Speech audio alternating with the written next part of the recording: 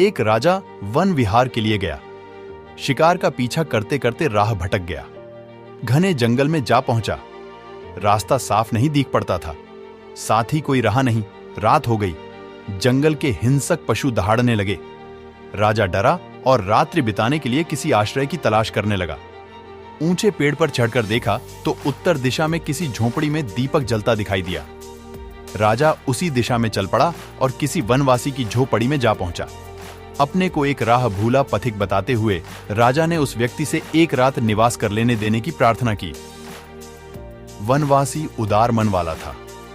उसने प्रसन्नता पूर्वक ठहराया और घर में जो कुछ खाने को था देकर उसकी भूख बुझाई। स्वयं जमीन पर सोया और अतिथि को आराम से नींद लेने के लिए अपनी चारपाई दे दी। राजा ने भूख बुझाई, थकान मिटाई और गहरी नींद सोया। वनवासी की उदारता पर उसका मन बहुत प्रसन्न था। सवेरा होने पर उस वनवासी ने सही रास्ते पर छोड़ आने के लिए साथ चलने की भी सहायता की। दोनों एक दूसरे से विलग होने लगे तो राजा को उस एक दिन के गान और आतिथ्य का बदला चुकाने का मन आया। परंतु क्या दे? कुछ दे भी तो उस एकांतवासी के यहां छोर रहने भी क्यों देंगे? इसलिए ऐसी भेंट देनी चाहिए जिसके चोरी होने का डर भी नहीं और आवश्यकता अनुसार उसमें से आवश्यक राशि उपलब्ध होती रहे। उसी जंगल में राजा का एक विशाल चंदन उद्यान था।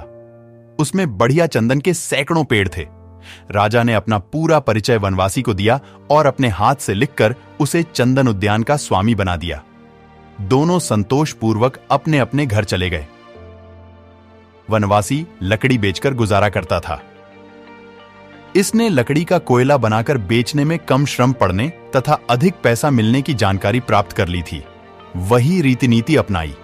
पेड़ अच्छे और बड़े थे। आसानी से कोयला बनने लगा। उसने एक के बजाय 2 फेरी निकट के नगर में लगानी आरंभ कर दी ताकि दूनी आमदनी होने लगे। वनवासी बहुत प्रसन्न था। अधिक पैसा मिल जाने पर उसने अधिक सुविधा सामग्री खरीदनी आरंभ कर दी और अधिक शौक मौज से रहने लगा।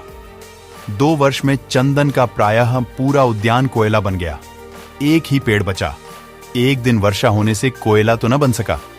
कुछ प्राप्त करने के लिए पेड़ से एक डाली काटी और उसे ही लेकर नगर गया। लकड़ी में से भारी सुगंध आ रही थी।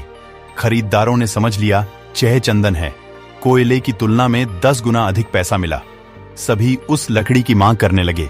कहा कि भीगी लकड़ी के कुछ कम दाम मिले हैं, सूखी होने पर उसकी और भी अधिक कीमत देंगे। वनवासी पैसे लेकर लौटा और मन ही मन विचार करने लगा, यह लकड़ी तो बहुत कीमती है। मैंने इसके कोयले बनाकर बेचने की भारी भूल की। यदि लकड़ी काटता बेचता रहता तो कितना धनाढ्य बन जाता और इतनी संपदा इकट्ठी कर लेता जो पीढ़ियों तक काम देती। राजा के पास जाने व पुनः याचना कर अपनी मूर्खता दर्शाने में कोई सार न था। शरीर भी बुढ़ा हो गया था। कुछ अधिक पुरुषार्थ करने का उत्साह नहीं था।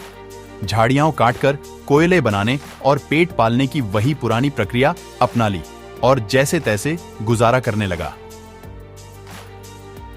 इस कहानी से हमें शिक्षा क्या मिली?